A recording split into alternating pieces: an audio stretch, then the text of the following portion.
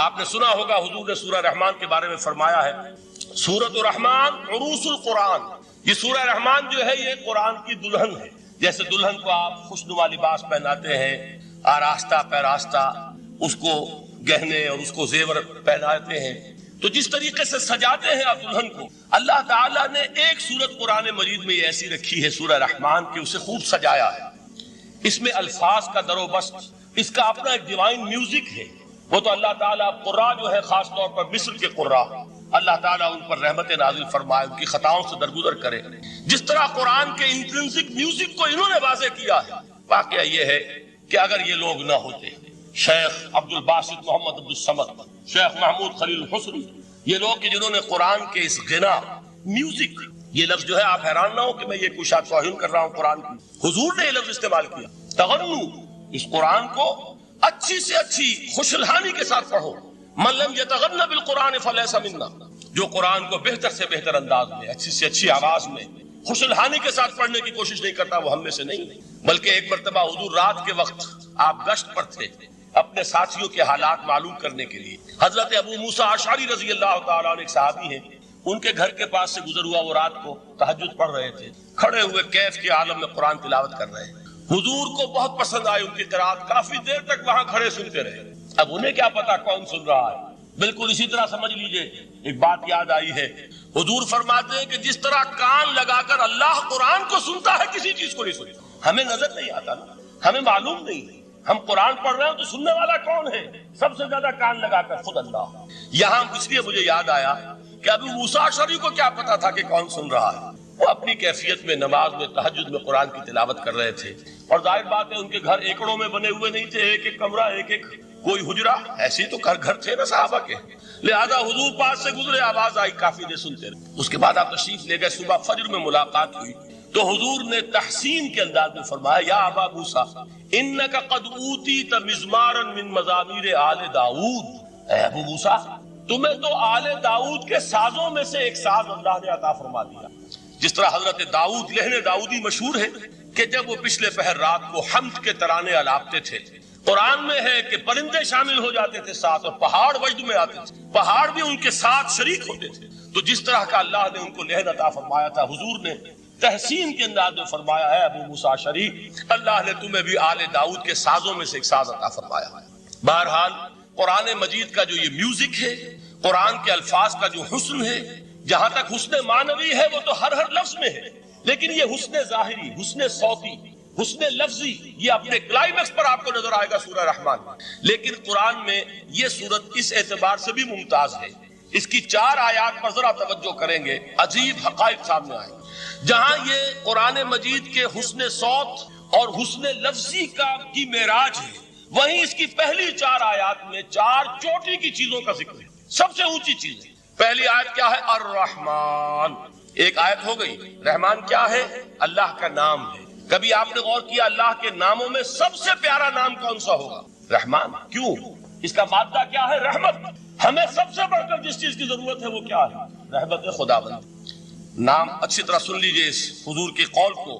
حضور فرماتے ہیں کوئی شخص جنت میں مجرد اپنے عمل کی بنیاد پر داخل نہیں ہو سکے گا جب تک کہ رحمت خداوندی دستگیری نہ کرے۔ کسی صحابی نے بڑی ہمت اور جرأت کا ثبوت دیا کہ پوچھ لیا، کیا حضور آپ بھی؟ جب آپ نے فرمایا کوئی شخص داخل نہیں ہو سکتا جنت محض اپنے عمل کی بنیاد پر جب تک کہ رحمت خداوندی جو ہے وہ دستگیری نہ فرمائے۔ پوچھا گیا کیا آپ بھی؟ آپ نے فرمایا ہاں میں بھی۔ آپ انداز کیجئے کہ اگر محمد الرسول اللہ بھی رحمت خداوندی کے ضرورت مند ہوں تو تاب دیگرا چے رسد، ہماری تو سب سے بڑی ضرورت رحمت خداوندی۔ اب یہ رحمت جو ہے قرآن مجید میں اللہ تعالیٰ کی یہ شان 2 الفاظ کے ذریعے سے آتی ہے، رحیم اور رحمان۔ اور کوئی مادہ نہیں ہے جس سے 2 نام بنتے ہوں اللہ کا، لیکن یہ مادہ ہے واحد رحمت کا کہ جس سے رحمان بھی ہے رحیم بھی ہے۔ رحیم صفت مشبہ ہے، رحمت دائم ہو جائے گی، مستقل ہوگی تو رحیم کہیں گے، اور رحمان اس میں رحمت کی ہے وہ شان ہے کہ جیسے ٹھاٹھے مارتا ہوا سمندر ہو، ہیجان کی کیفیت، طوفانی کیفیت، رحمت خداوندی کا طوفانی جوش، وہ ہے رحمان۔ آپ تو رہتے اس علاقے میں ہیں، آپ کو معلوم ہے عرب اگر بھوکا مرا جا رہا ہو تو کیا کہے گا؟ انا جوعان۔ پیاسا مرا جا رہا ہو انا عطشان۔ بہت غضبناک ہوگا غضبان، غضبان آصفہ قرآن میں آیا، بہت غضبناک۔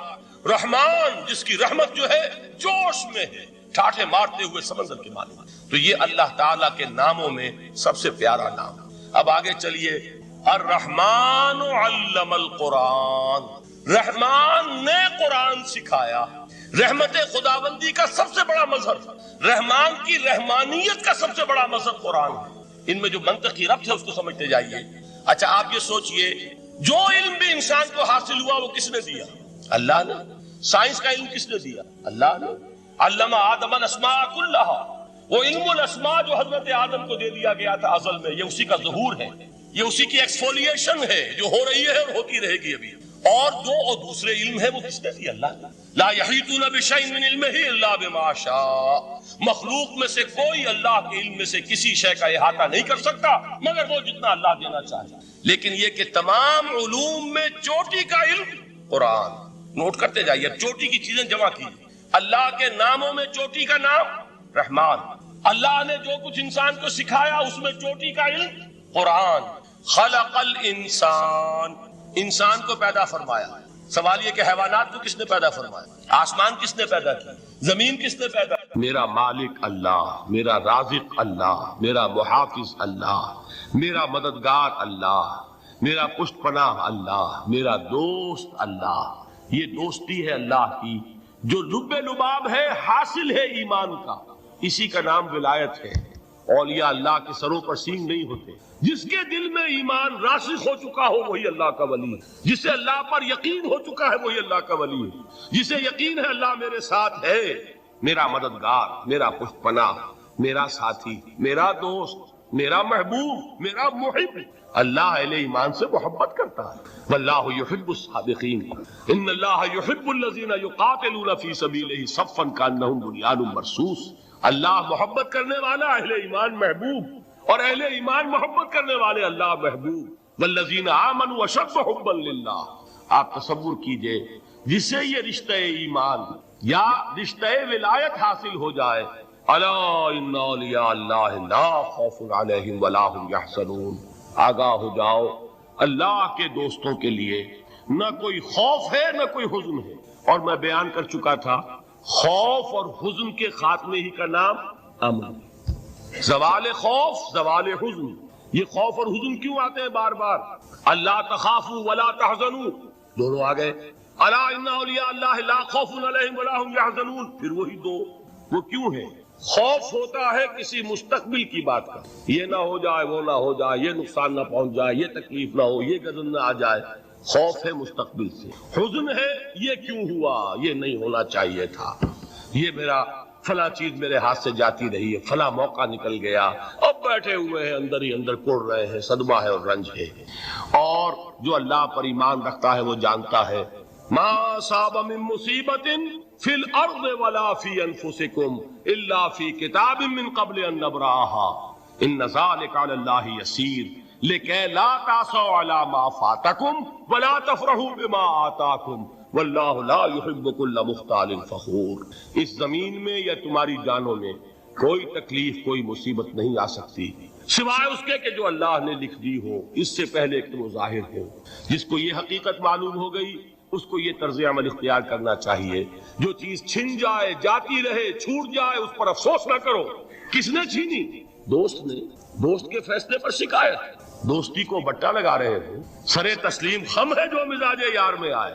اگر دوستی ہے تو پھر تو تمہیں گردن جھکانی چاہیے کہ ہر چہ ساقی ماریخت عین الطاف، جو بھی میرا ساقی میرے پیالے میں ڈال دے اس کا کرم ہے، جو اس کی طرف سے آئے اس پر کوئی رنج نہیں، کوئی صدمہ نہیں، کوئی غم نہیں، کوئی شکایت نہیں، کوئی شکوہ نہیں، اور جو ہوگا وہ اس کے اذن کے بغیر نہیں ہوگا، اور اس کا اذن ہوگا تو یقیناً میرے لیے خیر ہی خیر ہے، چاہے وہ ناگوار شے ہو، بظاہر مجھے اچھی نہ لگ رہی ہو، میری شارٹ سائٹڈنس میں مجھے وہ نظر آ رہی ہے کہ میرے لیے بری ہے، لیکن قرآن نے کہا ہے عسیٰ ان تکرہوا شیئا وہو خیر لکم وعسیٰ ان تحبوا شیئا وہو شر لکم واللہ یعلم وانتم لا تعلمون۔ ہو سکتا ہے تم کسی چیز کو ناپسند کرو، دراحال ہے کہ اسی میں تمہارا خیر ہو، اور ہو سکتا ہے تم کسی چیز کو پسند کرو، دراحال ہے کہ اس میں تمہارا شر ہو۔ اللہ جانتا ہے، تم نہیں جانتا۔ جب مجھے یہ بات معلوم ہو گئی میں نے اپنا معاملہ اللہ کے حوالے کیا، سپردم بے تو مایا خیش راہ، تو دانی حساب کم و بیش راہ، اے رب جو تو چاہتا ہے وہ ہو، تیرے علم میں جو شے میرے لیے خیر ہے وہ ہو جائے، میری کوئی پسند نہیں، میری کوئی چاہت نہیں، یہ ہے راضی برضائے رب۔ اکبر الہ آبادی نے اسے کہا ہے رضائے حق پہ راضی رہ، یہ حرف آرزو کیسا، خدا خالق، خدا مالک، خدا کا حکم تو کیسا۔ صبر کی ایک تقسیم ہے جو علماء نے تین بنیادی قسم کے، الصبر علی الطاعہ، اطاعت پر صبر کر، حکم ہے روزہ رکھو، روزہ رکھنا ہے چاہے پیاس سے حلق میں کانٹے پڑ رہے ہو، مئی اور جون کا روزہ ہو، یہ جو ہے صبر علی الطاعہ، اطاعت پر اللہ۔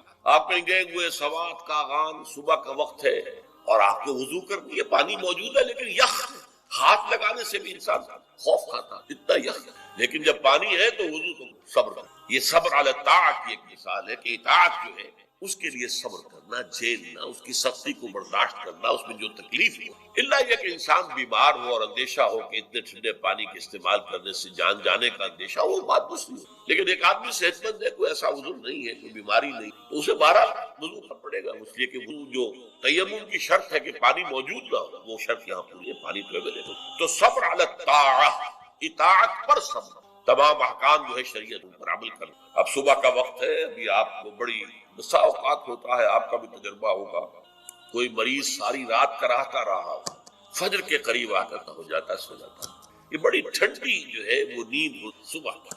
اسی لیے اقبال کو جواب شکوہ میں جو اللہ تعالیٰ نے فرمایا تھا، کس قدر تم پہ گراں صبح کی، ہم سے کب پیار ہے، ہاں نیند تم صبح کا اٹھنا تم پر بہت بات۔ یہ صبر علی الطاعہ، صبر علی الاطاعہ ہوگا کہ کچھ بھی ہے، بہرحال فجر کا اٹھنا ہے لازم۔ یہ ٹھنڈی ٹھنڈی جو ہوا چلی ہے، سخت گرمی کا موسم ہو، حبس میں رات گزری ہو، صبح کے وقت کوئی نسیم سحری تھوڑی سی چلے گی اور ایسی لوریاں دے گی، ایسی تھپکیاں دے گی کہ آدمی جو ہے وہ چاہے گا کہ اس میں اب آرام کرو، اٹھنا ہے نماز فرض ہے۔ تو الصبر علی الطاعہ۔ دوسرا صبر ہے الصبر عن المعصیہ، معصیت سے رک جانا صبر۔ کوئی لذت ہے کام و دہن کی لیکن ہے ممنوع، غلط ہے، حرام شے ہے، لہذا حکم۔ یہ ہے صبر عن المعصیہ، وہ ہے صبر علی الاطاعہ، اور یہاں آئے گا عن الصبر عن المعصیہ، معصیت سے اپنے آپ کو روکنا، بچانا، ٹیمپٹیشنز کتنی بھی ہوں، کتنا بھی جو ہے اس کے لیے آپ کے نفس کی طرف سے تقاضا ہو رہا ہو، کتنا ہی اندر سے وہ جذبہ ابھر رہا، روکنا، تھامنا، بند لگا دینا آگے۔ تیسرا صبر ہے صبر علی البلاء یا صبر علی الایذاء، آزمائش پر صبر کرنا اور ایذا پر صبر، اور صبر عن الطبع۔ یہ صبر علی البلاء جو ہے، اللہ تعالیٰ جو امتحان لیتا ہے انسان کا، ابتلاء، آزمائش، اللہ کی راہ میں جہاد کرنے میں ابتلاء آ رہا ہے، آزمائش آ رہی ہے، جان دینا پڑے، مال دینا، یا اور اسی طرح سے اللہ کی طرف سے آزمائش آ گئی ہے، آپ پر مصیبت آ گئی، آیا اس میں آپ صابر رہتے ہیں یا اول فول بکنا شروع کر دیتے ہیں اللہ کے خلاف؟ جی ہمارے ساتھ تو اللہ نے کوئی خیر کیا ہی نہیں، سب بھول گئے جو بھی اللہ تعالیٰ نے پہلے احسان کیا، کیونکہ ایک آزمائش آ گیا۔ تو صبر علی البلاء۔ اب اس کے دو حصے ہیں جو میں نے بیان کیا، ایک ہے صبر علی الایذاء، آپ اسلام کی دعوت دے رہے ہیں، کوئی آپ کو ایذا پہنچاتا ہے، سخت ایذا، یہ ایذا وربل بھی ہو سکتی ہے، یہ ایذا فزیکل بھی، وربل ایذا پاگل ہو گئے، تمہارا دماغ خراب ہو، تمہاری عقل ہوگی، تم کسی برے، کوئی بری جو روح ہے اس کے زیر اثر آ، کوئی جن تمہارے پر قابض آ گیا، شیطان، یہ کیا ہو رہا ہے وربل زبان سے، اور ایک یہ کہ مارا جائے، پیٹا جائے، جیل میں رکھ دیا جائے، بھوکا رکھا جائے، اور ایک اسی کا مرحلہ آتا ہے ذرا بعد میں، جب وہ غلط معاشرہ اچھی طرح ٹھوک بجا کر دیکھ لیتا ہے کہ یہ ایذا سے تو یہ باز نہیں آئے، اپنی جمے ہوئے ہیں، ٹکے ہوئے ہیں، ڈٹے ہوئے، تو پھر کوئی لالچ نہیں، دیکھو ہم تمہیں اپنا بادشاہ بنا لیں گے، تم یہ بادشاہ، دیکھو ہم تمہیں قریش کی جس عورت کی طرف اشارہ کر دو جس کا حسن تمہیں اچھا لگے، ہم اس سے شادی کر دیں، تمہیں جتنا مال و دولت چاہیے تمہارے قدموں میں ڈال دیں گے، تمہارے بتوں کو، یہ نہ کہو یہ بات۔ اب یہ تمام ٹیمپٹیشن کے مقابلے میں رکنا، ایذا کے مقابلے میں رکنے سے زیادہ مشکل، جس کی ایک بہت بڑی مثال جو ہے امام احمد ابن حنبل کی میں ہے کہ جب مسئلہ خلق قرآن پر جب انہیں جیل میں ڈالا گیا، مارے ماری گئی، الفاظ یہ آتے ہیں تاریخ میں کہ انہیں وہ مار ماری گئی کہ اگر ہاتھی کو بھی وہ مار ماری جاتی تو چنگھاڑ، لیکن ان کے آنکھوں میں کبھی آنسو برداشت۔ پھر زمانہ بدل گیا، اب خلیفہ کوئی اور ہو گئے، اور ان کا اپنا موقف وہی تھا جو امام احمد ابن حنبل کا ہے. تو اب دارالخلافت سے ایوان خلافت سے ایک ایلچی آیا ہے اشرفیوں کی تھیلی لے کر کے یہ خلیفہ میں آپ کو. اس پر حضرت امام احمد ابن حنبل رو پڑے، اے اللہ میں اس آزمائش کا اہل نہیں. یہ آزمائش 70 ہے اس مار سے کہ مجھے جیل کے اندر اس سے رکنا بہت کچھ. تو میں نے یہ صبر کی قسمیں آپ کو گنوا دی. صبر علی الطاعہ، صبر عن المعصیہ. نمبر 3 صبر علی البلاء عن الابتلاء، اس کی 2 قسمیں. صبر علی الایذاء، اس کی 2 قسمیں، زبانی کلامی وربل یا فزیکل جسمانی طور پر. اور پھر صبر عن الطمع، ٹیمپٹیشن سے مقابلے میں آپ کو یہ صبر. اللہ انہا تذکرہ، یہ لفظ بہت اہم ہے. تذکرہ، ذکرہ، تذکیر، فذکر بالقرآن، کیا معنی ہے اس کی؟ یاد دہانی. صحیح طریق ترجمہ ہے یاد دہانی. السلام علیکم ناظرین، ڈاکٹر اسرار احمد کو مزید بیان سننے کے لیے ہمارے یوٹیوب چینل کو سبسکرائب کریں، لائک کریں، بیل آئیکن پریس کریں. شکریہ. ایک ہے کسی کو کچھ سکھانا، نئی بات سکھانا. ایک ہے یاد دہانی، اسے ایک چیز معلوم تھی کوئی بھول گیا، یاد کرانا. جیسے آپ کے کسی دوست نے آپ کو بہت قیمتی قلم دیا تھا، آپ نے اسے بہت سنبھال کر اپنے ٹرنک میں رکھ دیا. اب سال ہو گئے، نہ دوست سے ملاقات نہ وہ یاد. اچانک آپ نے کسی روز ٹرنک کھولا اور وہ قلم آ گیا، تو آپ کو دوست یاد آ جائے گا کہ نہیں؟ اسی لیے قرآن آفاق و انفس کے لیے آیات کہتا ہے. ہم اپنی آیات دکھائیں گے تمہیں، نشانی جس کو دیکھ کر تم ہمیں پہچانو. اور تذکرہ کا مطلب کیا ہے؟ پوٹینشلی ایمان ہر انسان کے دل میں موجود ہے. یہ جو روح جو ہمارے قلب کی مسکن نکید ہے، اس میں اللہ کی معرفت بھی ہے، اللہ کی محبت بھی. البتہ ذہول کے پردے پڑ گئے ہیں، بھول اور نسیان طاری ہو. ہم دنیا ہی کے اندر گم ہو کر رہ گئے ہیں. ہماری ساری دلچسپیاں دنیا سے ہیں، لہذا ہماری توجہ ہی نہیں ہے. ورنہ ہر انسان کے دل میں یہ جو یہاں ہندوستان میں کہتے ہیں آتما اور پرماتما، آتما اور پرماتما کا تو تعلق بہت گہرا ہے. ابتدا میں بنا دی گئی تھی ارواح. جب ہم سب کے سب تمام انسان آدم سے لے کر اور تا قیامت جو انسان آئے گا دنیا میں، ان سب کی ارواح پیدا کر دی اور پوچھا گیا الستو بربکم قالوا بلا. یاد ہے؟ لہذا یہ تذکرہ ہے، یہ یاد دہانی تمہارے اندر موجود ہے. اللہ کی معرفت بھی موجود ہے، اللہ کی محبت بھی. لیکن کلا بل ران علی قلوبہم ما کانوا یعملون، ان کے دلوں پر زنگ آ گیا ہے. اب ان کے اعمال کی شیشہ جو ہے وہ زنگ آلود ہو گیا. حضور نے فرمایا ان هذه القلوب لتسطو كما يسطو الحديد اذا اصابه الماء. ان دلوں پر بھی زنگ آ جاتا ہے جیسے کہ لوہے کے اوپر پانی پڑتا رہے تو اس کو زنگ آ جاتا ہے. پوچھا گیا فما جلاؤها یا رسول اللہ، اے اللہ کے رسول ہماری تلواروں کو زنگ لگتا ہے، ہم پالش کرتے ہیں، سیکل کرتے ہیں، وہ پھر چلو پھر سے. تو دل پر اگر زنگ آ جائے تو اس کا علاج کیا ہے؟ 2 چیزیں فرمائی، کثرت و ذکر الموت و تلاوت القرآن. 2 کام کرو کثرت سے. موت کو یاد رکھو، یہاں رہنا نہیں ہے، جانا ہے. یہ ہمارا گھر نہیں ہے، یہ ہماری منزل نہیں ہے. ہمارا اصل گھر جو حضور نے فرمایا انما الدنیا خلقت لکم وانتم خلقتم للآخرہ، یہ دنیا تمہارے لیے بنائی گئی، تم آخرت کے لیے بنائے گئے. اسی لیے حضور نے فرمایا کن فی الدنیا کانک غریب وعابر السبیل، دنیا میں ایسے رہو جیسے راہ چلتے مسافر یا اجنبی. اپنے بارے میں فرمایا مالی والی دنیا، مجھے تمہاری دنیا سے کیا سروکار. انما مثلی کراکب استظل تحت شجرۃ ثم راح فترکھا، میری مثال اس مسافر کسی ہے جو ذرا سسکانے کے لیے کسی درخت کے سائے میں بیٹھتا ہے تھوڑی دیر، وہ اس کا گھر تو نہیں ہے، اس کی منزل نہیں ہے، پھر وہ اس کو چھوڑتا ہے، اپنا راستہ لیتا ہے. یہ اگر ہمارا تصور قائم ہو جائے، کلا انہا تذکرہ. اب اس کے بعد جو الفاظ آئے فی صحف مکرمۃ مرفوعۃ مطہرۃ بایدی سفرۃ کرام بررہ، یہ جو قرآن ہے جو تذکرہ ہے یہ بڑے ہی انتہائی پاکیزہ صحیفوں میں ہے. فی صحف مکرمۃ، بڑے باعزت، مرفوعۃ مطہرۃ، مرفوع بلند اور انتہائی پاک، بایدی سفرۃ، یہ کن کے ہاتھوں میں ہے؟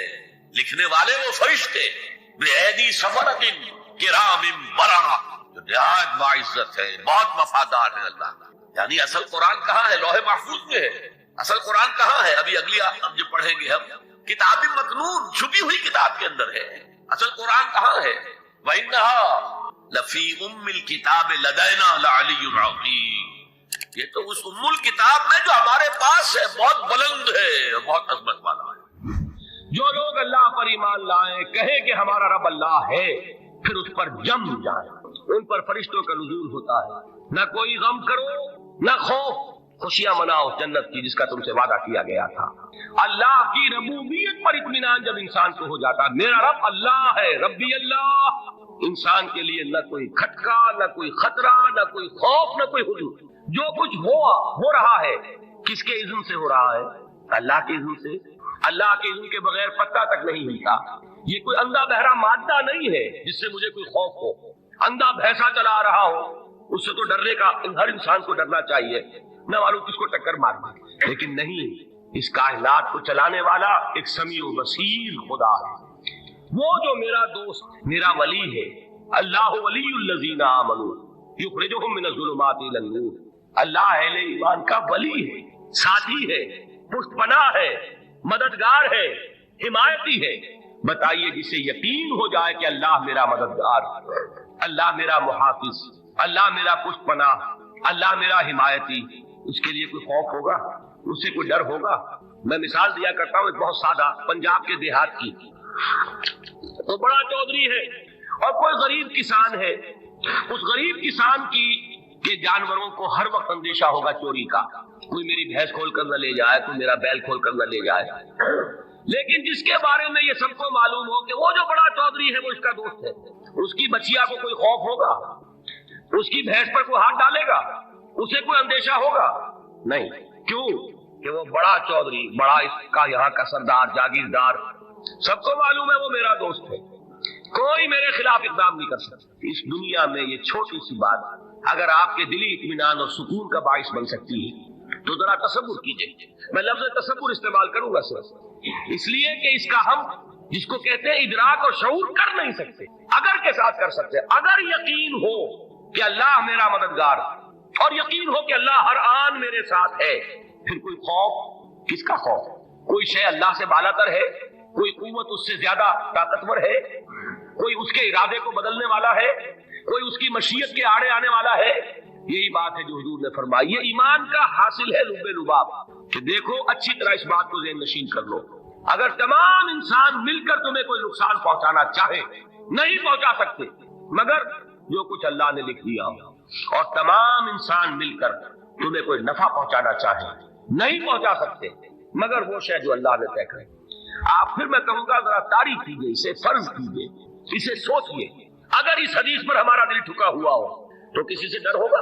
ये मुझे नुकसान ना पहुंचा दे, ये मेरी रिपोर्ट खराब ना कर दे, ये मेरी इंक्रीमेंट ना रुकवा दे, ये मेरा ये ना बिगाड़ दे, ये मेरे ये नुकसान ना पहुंचा दे। इसका डर, उसका डर, इसका खौफ, उसकी खुशामद, उसके लिए जाकर तरह तरह से अपनी इज्जत नफ्स को जलील करवाना उसके सामने। ये सब कुछ क्यों करता है इंसान? जब समझता है कि इसके हाथ में मेरा कोई नफा है, इसके हाथ में मेरे लिए कोई जरर है, ये मुझे कोई गजन पहुंचा सकता है, ये मुझे कोई नुकसान पहुंचा सकता है, ये मेरे कोई काम बना सकता है, ये मेरी कोई जरूरत पूरी कर सकता है। इसी का नाम शिर्क है। जहां आपने ये समझा कि गैरुल्लाह के अंदर कोई ताकत मौजूद है, वही शिर्क है। बुतों से तुझको उम्मीद है, खुदा से नौमीदी, मुझे बता तो सही और काफरी क्या है? शिर्क तो ये भी जिस पर भी तुम्हें ये ख्याल है, कलमा है ये कलमा सोम, ला हौला वला कुव्वता इल्ला बिल्लाह।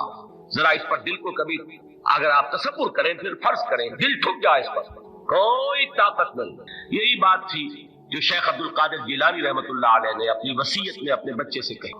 11वीं देने वाले हैं, लेकिन हजरत शेख अब्दुल कादिर जिलानी की वसीयत और तालीमात को कितने लोग जानते हैं? ये जिन मकामात तक पहुंचे हैं वो किस चीज की बदौलत पहुंचे? उन्होंने जो पैगाम दिया वो क्या था? ऐ मेरे बच्चे, जिस तरीके से कुरान मजीद में हजरत लुकमान की नसीहतें जो है नकल कर दी गई हैं, मैं ये अर्ज करूंगा बिलफर्ज अगर कुरान हजरत अब्दुल कादिर जिलानी के बाद नाजिल हुआ होता तो शेख अब्दुल कादिर की ये नसीहतें भी कुरान में दर्ज होती। इतनी ऊंची नसीहतें हैं।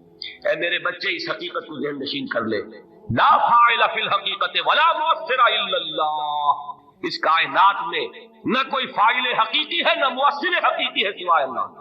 किसी शय में कोई तासीर नहीं अगर अल्लाह न चाहे।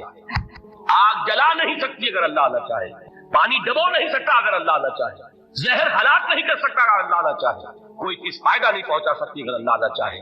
तो दर दर पे क्यों सर झुकाते हो? दर दर पर क्यों जबीसाई करते हो?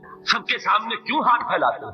एक अल्लाह से मांगो, एक अल्लाह के सामने जबीन पर अपनी जबीन रखो।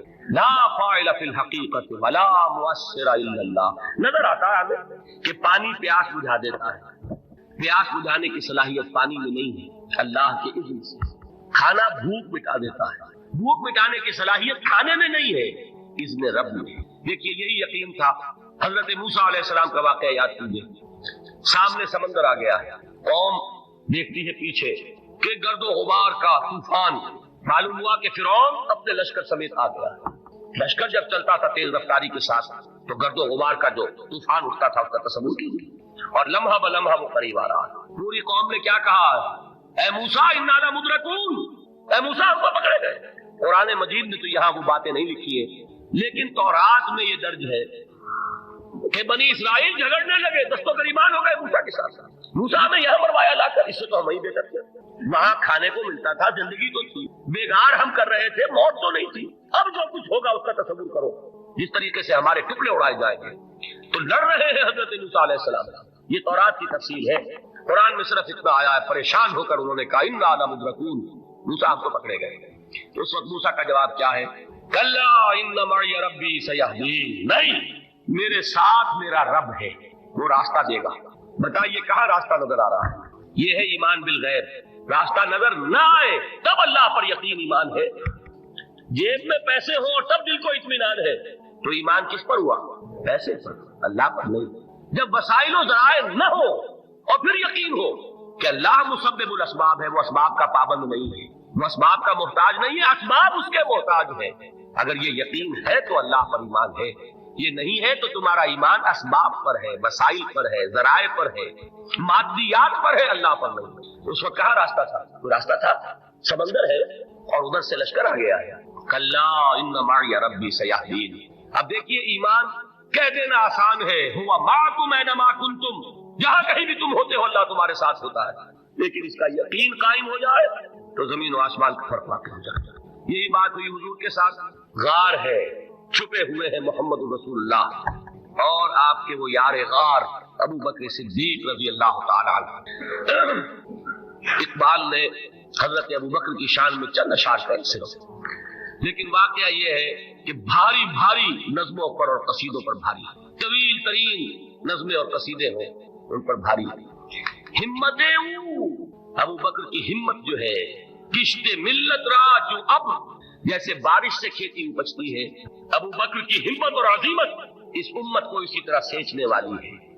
सानिये इस्लामो गारो बदरो कब, वो दूसरे थे इस्लाम में, दूसरे पहले कौन थे? अना अव्वलुल मोमिनीन, हुजूर की बात है, सबसे पहला ईमान लाने वाला मैं, दूसरे अबू बकर। वैसे हमारे यहाँ ये चलता है इख्तिलाफ, हजरत अली पहले है कि हजरत अबू बकर पहले है, लेकिन उसमें बड़ी खूबसूरत तस्वीर कायम की है उलमा ने और बहुत सही है। चार के बारे में फैसला ही मत करो कि कौन पहले, उनकी एक अजीब तकसीम कर दी है। आजाद मर्दों में, बालिग मर्दों में सबसे पहले अबू बकर, बच्चों में सबसे पहले अली, खवातीन में सबसे पहले खदीजा और गुलामों में सबसे पहले ज़ैद इब्न हारिसा। बड़ी प्यारी तकसीम है, ये चारों ही पहले है, हर एक के लिए अव्वलियत है।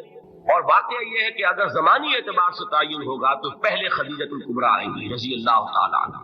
किसी और से बात करने की नौबत बाद में आ सकती है, पहले तो अहलिया मोहतरमा से बात हुई, आते ही पहली वही हुई है, अभी तबलीग का हुक्म नहीं था। किसको बताया वाकया? अभी अपनी नबूवत की तबलीग का तो हुक्म ही नहीं आया। वाकया किसका है? वो खदीजा का है। जब कहा है कि खशीतो अला नफ्सी, मुझे अपनी जान का अंदेशा है, तो क्या जवाब दिया खदीजा ने रज़ी अल्लाह तआला अन्हा? वो सिद्दीक़तुल कुबरा है। सिद्दीक़ात जो है खवातीन, उनमें चोटी पर खदीजतुल कुबरा है रज़ी अल्लाह तआला अन्हा, और सिद्दीक जो मर्द है उनमें सिद्दीक अकबर है अबू बकर सिद्दीक रज़ी अल्लाह तआला अन्हु। लेकिन सिद्दीकात में चोटी। जब हुजूर ने फरमाया खशीतो अला नफ्सी, क्या फरमाया, क्या अर्ज किया, कैसे तसल्ली दी? नहीं नहीं, अल्लाह आपको ज़ाय नहीं करेगा, आप गरीबों के हमदर्द हैं, आप मसाकीन के तकालीफ रफा करने वाले हैं, आप बेवाओं की सरपरस्ती करते हैं, आप मुसाफिरों की खिदमत करते हैं, अल्लाह आपको ज़ाय नहीं करेगा। ये यकीन है उस खातून के अंदर। खैर वो एक अलग बात हो जाएगी। मेरे दिल पर हजरत खदीजा रज़ी अल्लाह तआला अन्हा की शख्सियत का बड़ा गहरा नक्श, जो वो कोई और ही वक्त और मौका हुआ तो बयान होगा। बहरहाल इकबाल ने एक मिसरे में जो चार अव्वलियतें जमा कर दी हैं, हिम्मतें किश्ते उम्मत रात अब्र, सानिये इस्लामो गारो बदरो कब्र। इस्लाम में हुजूर के बाद पहले कौन? अबू बकर। गार में हुजूर के साथ कौन? अबू बकर। बद्र की रात अल्लाह का रसूल सर्वसजूद वो झाड़ वो घास फूस की जो झोपड़ी बनाई गई थी और वहां तलवार नंगी लेकर पहरा देने वाला कौन?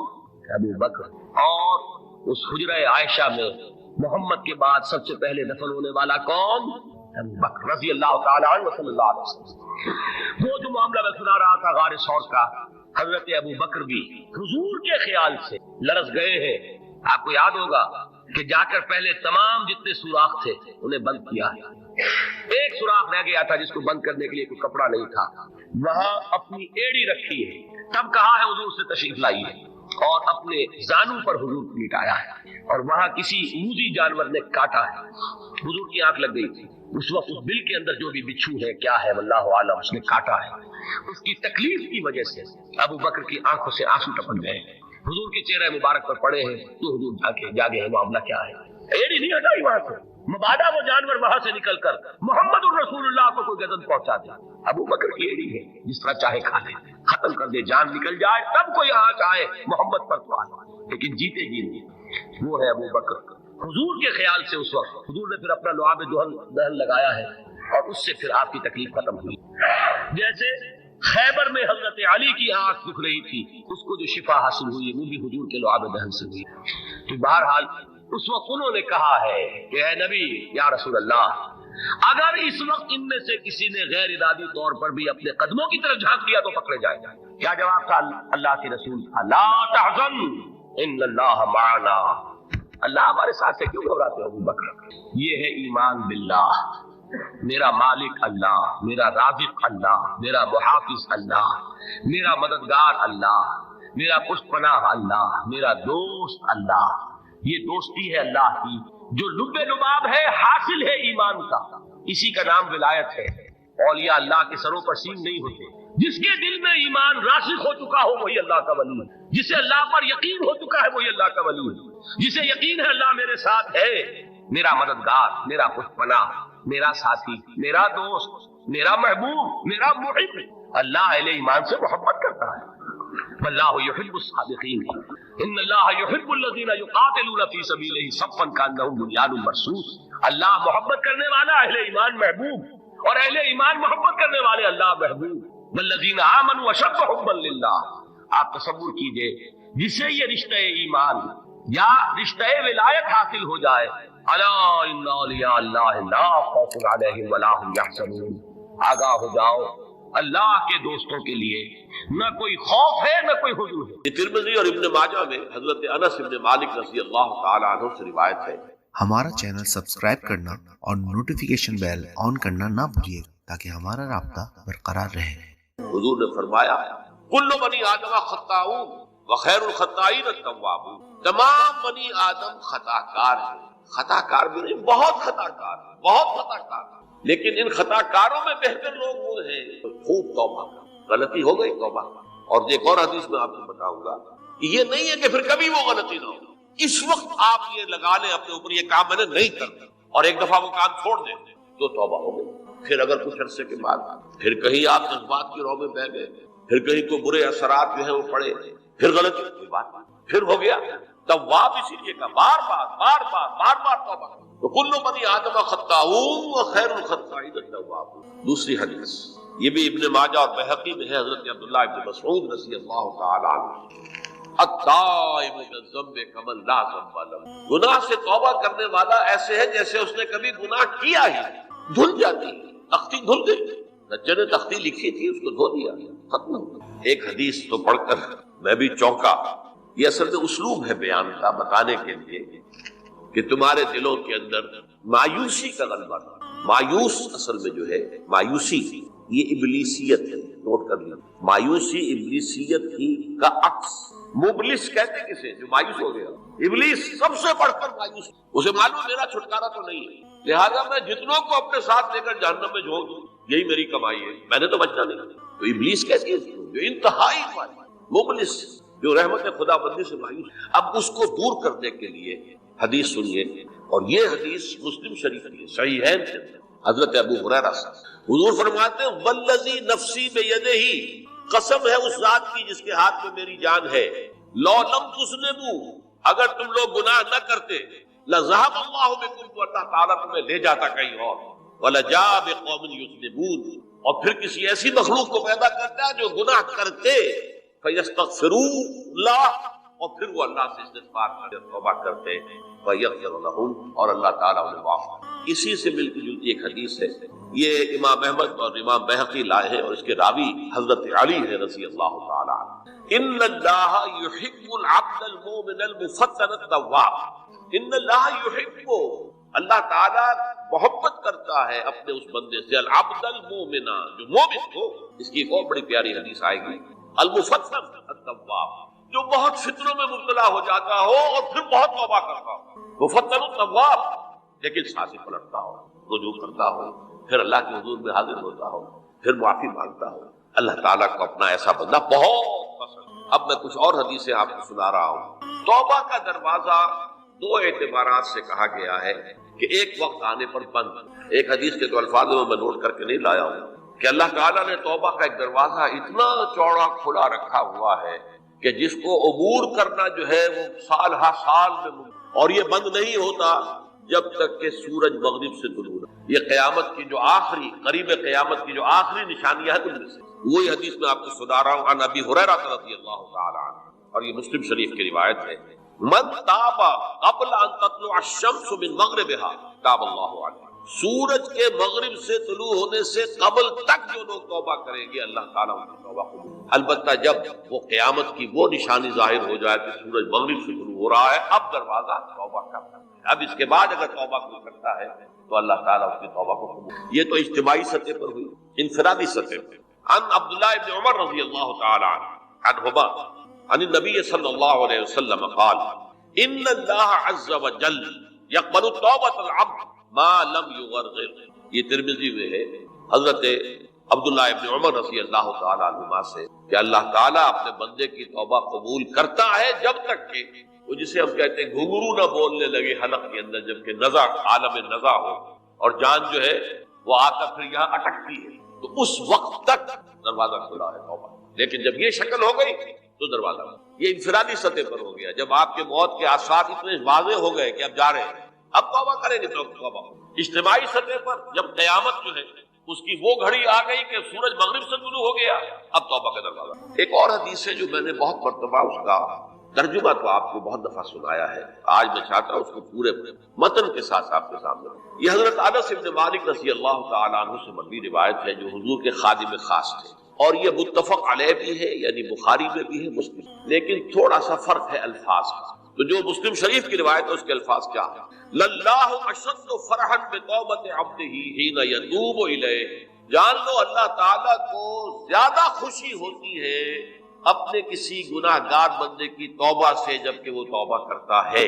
کس سے زیادہ ہوتی ہے؟ اب اس کی ایک تمثیل، من احدکم، ایک ایسے شخص سے بھی زیادہ بڑھ کر خوشی ہوتی ہے، کان علی راحلتہ بارض فلات، کہ جو بہت ہی دور دراز کے سنسان علاقے میں سفر کر رہا تھا، فانتحرفت منہ، اس کی سواری جو ہے وعلیہا طعامہ وشرابہ، اسی پر اس کا کھانا بھی تھا اور پانی، اونٹنی پر سفر کر رہا تھا، اسی پر ہوتا ہے راحلہ جو ہے راستے کا سامان۔ اچانک کہیں بیٹھا ہے تھوڑی دیر کے لیے سستانے کے لیے، کہیں اونگ آ گئی اور اونٹنی صاحبہ غائب ہوئی۔ اب آنکھ کھلی اور اس نے دیکھا، فَأَيَّسَ مِنْ، تلاش کر کے مایوس ہو گیا، کہیں اونٹنی کا سراغ۔ اب ظاہر بات ہے کسی صحرا میں یہ کیفیت، اس کا مطلب کیا ہے؟ یقینی موت۔ فَأَتَىٰ شَجَرَةً فَاسْتَجَعَ فِي ظِلِّهَا وَقَدْ أَيَسَ مِنْ رَاحِلَتِهِ، تو وہ ایک درخت کے نیچے اس کے سائے میں آ کے لیٹ گیا، گویا کہ موت کی امید۔ فَبَيْنَهُمَا وَهُوَ كَذَلِكَ إِذْ هُوَ بِهَا قَائِمٌ، اس کی کہیں دوبارہ آنکھ لگی ہے، جو کھولا تو دیکھتا ہے اونٹنی تو موجود ہے، کھڑی، تو وہ فوراً اس کی جو رسی ہے وہ پکڑتا ہے، فَأَخَذَ بِخِتَامِهَا ثُمَّ قَالَ مِن شِدَّةِ الْفَرْحِ، اب جو اسے مسرت ہوئی اس کا آپ اندازہ کر سکتے ہیں، ایک یقینی موت کا معاملہ آ چکا تھا، اور اچانک اللہ تعالیٰ نے جو کھوئی ہوئی اونٹنی جو ہے وہ واپس دلا دی۔ تو وہ کہنا تو یہ چاہتا تھا، اللہ تو میرا رب ہے، میں تیرا بندہ ہوں، لیکن جسے ہم کہتے ہیں کہ خوشی کی انتہا فرط مسرت میں ایسی زبان لڑکھڑائی، اس نے کہا اللہم انت عبدی وانا ربک، اے اللہ تو میرا بندہ ہے، میں تیرا رب ہوں۔ یہ کہتے ہیں یہ کیا ہے؟ فرط مسرت، جسے آپ خوشی کی انتہا، کہ جس میں انسان جو ہے اتنی بڑی خطا کر بیٹھتا۔ اللہ کو اپنے کسی گناہگار بندے کی توبہ سے اس سے بھی زیادہ ہمارا چینل سبسکرائب کرنا اور نوٹیفیکیشن بیل آن کرنا نہ بھولیے تاکہ ہمارا رابطہ برقرار رہے۔ اس وقت یہ ہے کہ اصل نماز یہی ہے، یہ سورہ فاتحہ۔ چنانچہ میں آپ کو حدیث سنا رہا ہوں جو صحیح بخاری میں بھی ہے، صحیح مسلم میں بھی ہے، جامع ترمذی میں بھی ہے، سنن ابی داؤد میں بھی ہے، سنن نسائی میں بھی ہے اور بہت سی کتابوں میں۔ اور یہ عن عبادہ بن صامت رضی اللہ تعالی عنہ، حضرت عبادہ بن صامت سے ہے مرفوعا کہ حضور نے فرمایا لا صلاۃ لمن لم یقرأ بفاتحۃ الکتاب، اس شخص کی کوئی نماز نہیں ہے جس نے کہ سورہ فاتحہ کی تلاوت نہیں کی۔ اب اس سے ہمارے ہاں ایک بڑا اختلاف ہوا، وہ نوٹ کر لیجیے۔ ایک رائے یہ ہے آپ اگر علیحدہ نماز پڑھ رہے ہیں تو ظاہر بات ہے کہ آپ کو ہر رکعت میں خود پڑھنی ہی پڑھنی ہے سورہ فاتحہ۔ جب باجماعت پڑھ رہے ہیں اب کیا شکل، امام پڑھ رہا ہے سورہ فاتحہ تو کیا مقتدی کو بھی پڑھنی چاہیے؟ اس حدیث میں جو الفاظ کی شدت ہے اس کی بنا پر رجحان یہ ہوتا ہے کہ یقیناً اس صورت میں ہر شخص لا صلاۃ لمن لم یقرأ بفاتحۃ الکتاب، جس نے کہ فاتحہ کی تلاوت نہیں کی، قرات نہیں کی، اس کی کوئی نماز ہی نہیں۔ تو یہ موقف ہے امام شافعی کا، یہی مسلک ہے ہمارے اہل حدیث بھائیوں کا کہ آپ چاہے اکیلے نماز پڑھ رہے ہو، چاہے امام کے پیچھے پڑھ رہے ہو، اور چاہے امام جو ہے وہ جہری رکعت پڑھا رہا ہے اور چاہے سری رکعت پڑھا رہا ہے۔ خاموشی والی رکعت سورہ آپ کو معلوم ہے کہ نماز جو ظہر اور عصر کی ہے تو چاروں رکعتیں جو ہے وہ سری ہے، مغرب کے اندر آ کر دو جہری ہیں ایک سری ہے، عشاء میں آ کر دو جہری ہیں دو سری ہیں، سورہ اور نماز فجر کے اندر دونوں جو ہیں وہ جہری ہیں۔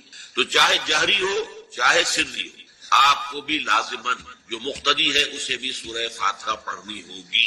اب اس کے لیے انہوں نے یہ طریقہ جو ہے تلقین کیا ہے کہ امام تیزی سے نہ پڑھے، رک رک کر پڑھے الحمدللہ رب العالمین، اس کے بعد اتنا وقفہ دے دے کہ جو مقتدی ہے وہ بھی کہہ لے اپنے دل میں یا پڑھ لے الحمدللہ رب العالمین الرحمن الرحیم۔ تو یہ رک رک کر پڑھنا، خاص طور پر اگر آپ کو موقع ہوا ہو کسی اہل حدیث امام کی امامت میں نماز ادا کرنے کا تو آپ دیکھیں گے کہ بڑا فرق ہے۔ ہمارے جو حنفی امام الحمدللہ رب العالمین الرحمن الرحیم مالک یوم الدین ایاک نعبد و ایاک نستعین، 4 آیتیں جو ہے وہ بھی ایک سانس میں پڑھ جائیں گے، لیکن یہ کہ عام طور پر جو اہل حدیث حضرات ہیں وہ رک رک کر ٹھہر ٹھہر کر پڑھتے ہیں، ترتیل کے انداز میں پڑھتے ہیں۔ یا پھر دوسری شکل انہوں نے ایک اور کی، یہ آپ سعودی عرب میں جب کبھی نماز پڑھیں گے اور آپ پڑھی ہو آپ نے تو وہاں آپ دیکھیں گے کہ امام جو ہے وہ سورہ فاتحہ پڑھنے کے بعد تو 1 منٹ جو ہے خاموش ہے تاکہ آپ اب جو مقتدی ہیں وہ اس وقفے میں وہ اب سورہ فاتحہ پڑھ لیں، پھر وہ قرات کرے گا، کوئی اور آیات اس نے شامل کرنی ہے تو بعد میں شروع کرے گا، درمیان میں وقفہ ہوگا۔ لیکن ایک مسلک یہ ہے، اور یہ مسلک جو ہے یہ در حقیقت قرآن مجید کی ایک آیت کے اوپر مبنی ہے۔ سورہ اعراف کے آخر میں فرمایا گیا وَإِذَا قُرِئَ الْقُرْآنُ فَاسْتَمِعُوا لَهُ وَأَنصِتُوا، جب قرآن پڑھا جا رہا ہو تو توجہ سے اسے سنو، خود خاموش رہو۔ اب یہ قرآن مجید کی آیت ہے، اس کے بنا پر ایک رائے یہ ہے کہ آپ امام کے پیچھے سورہ فاتحہ نہیں پڑھیں، پڑھا جا رہا ہے سنو، خود خاموش رہو۔ اور اس کے لیے وہ دلیل دیتے ہیں کہ یہ شکل ایک وفد کی سی ہے، جیسے کسی بڑی شخصیت کے پاس اگر آپ کا کوئی وفد جاتا ہے، 8-10 افراد ہیں، ان میں اسپوکس مین ایک ہوتا ہے، وہ بات کرتا ہے، باقی سب لوگ موجود رہتے ہیں، سنتے ہیں۔ اسی طریقے سے امام جو ہے وہ گویا کہ آپ کا نمائندہ ہے اور وہ پڑھ رہا ہے الحمدللہ رب العالمین الرحمن الرحیم مالک یوم الدین، تو امام کی قرات ہی آپ کی بھی قرات ہو، گویا کہ اس آیت سے اس حدیث سے اختلاف نہیں ہے، اس کی تعبیر سے اختلاف ہے کہ امام کا قرات کر لینا در حقیقت مقتدیوں کی طرف سے بھی قرات۔ اس میں جو حنفی مسلک ہے وہ بہت سخت ہے، اور وہ یہ ہے کہ چاہے سری نماز ہو اور چاہے جہری ہو، ہر کسی بھی حالت میں مقتدی جو ہے وہ سورہ فاتحہ نہیں پڑھے۔ اب اس میں ذرا سا سوال پیدا ہوتا ہے کہ جہری رکعت میں تو اس آیت کا اطلاق ہو جائے گا کہ وَإِذَا قُرِئَ الْقُرْآنُ فَاسْتَمِعُوا لَهُ وَأَنصِتُوا، سری میں تو اس آیت کا اطلاق نہیں ہوتا۔ بہرحال یہ مسلک ہے امام شافعی کا، ایک انتہا پر ہے، ہر صورت میں سری ہو یا جہری ہو آپ کو پڑھنی ہی پڑھنی ہے، اور امام ابو حنیفہ دوسری انتہا پر ہے کہ چاہے سری ہو چاہے جہری ہو کسی شکل میں نہیں پڑھے۔ امام مالک کا مسلک ہے درمیان میں، اور میں اس میں کوئی جھجک محسوس نہیں کرتا کہ میں آپ کے سامنے عرض کر دوں کہ میں اس پر عمل پیرا ہوں۔ وہ کیا ہے، جہری نماز میں خاموش رہو اور سنو، اس آیت کا اطلاق ہو جائے گا۔ جب بلند آواز سے پڑھ رہا ہے امام تو پوری توجہ، فاستمعوا لہ، اپنی پوری توجہ کو اس کے سننے کے اوپر مرکوز کر دو اور خود خاموش.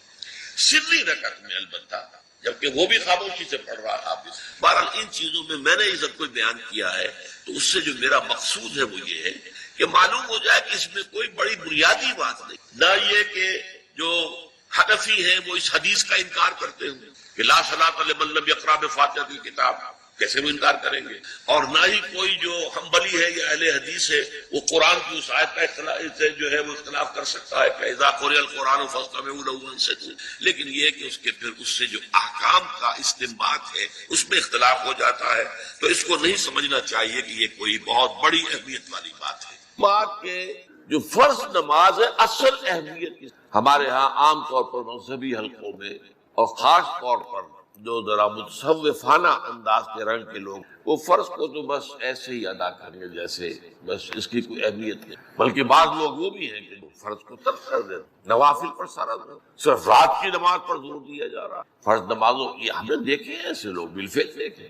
یہ تمام چیزیں جو ہیں در حقیقت اس پھر راہ نبوت سے انسان کو ہٹا دینے. فرض کتنا فرض، نفل کتنا. نوافل کے بارے میں جو ہے شریعت سے ثابت وہ تہجد بھی نافلۃ لک، حضور کے لیے تو وہ لازم تھی، باقی کے لیے لازم. جو قیام اللیل شروع میں تھا وہ لازم نہیں. ہاں رمضان مبارک میں اس کی تشریح ہے، وہ خاص ایک مہینہ ہے، اس میں دن میں کھانا پینا جو ہے وہ حرام کیا گیا، تو رات کو 2/3 رات یا 1/3 کم سے کم 1/3 رات جاگو اللہ کے قرآن کے ساتھ، اللہ کی کتاب کے ساتھ. تو یہ اصل میں جو توازن ہے یہ جو ہے بہت. ارأیت اذا صلیت الصلوات المکتوبات، حضور آپ نے دیکھا، غور فرمائیے کہ اگر میں جو فرض نمازیں ہیں وہ ادا کروں. اب مثلا ایک حدیث مجھے اور یاد آئی، فرض نماز کی اہمیت کو بیان کرنے کی حضور نے فرمایا جس شخص نے عشاء کی نماز بھی جماعت کے ساتھ ادا کی اور پھر فجر کی نماز بھی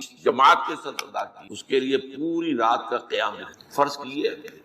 تو اذا صلیت المکتوبات صلوات المکتوبات وصمت رمضان، اور میں روزہ بھی رمضان کے روزے رکھ لوں، باقی روزہ رکھنا آپ کی مرضی پر ہے، رکھیں ٹھیک ہے، لیکن وہ جو لازم نجات کے لیے لازم جو بیس لائن ہے وہ جو عبادات فرض، اس کے بعد جتنا آدمی اضافہ کر سکے. حالات کو بھی دیکھیں، بعض حالات ایسے ہوں گے کہ اس میں اصل اہمیت جہاد کی ہو جائے گی، قتال کی. اب ایسا حال بھی ہو سکتا ہے کہ اسلامی نظام قائم ہے، اسلامی حکومت قائم ہے، نظام خلافت قائم ہے، تو اب قتال کا معاملہ جو وہ حکومت کے ذمہ ہے، حکومت انتظام کرے گی.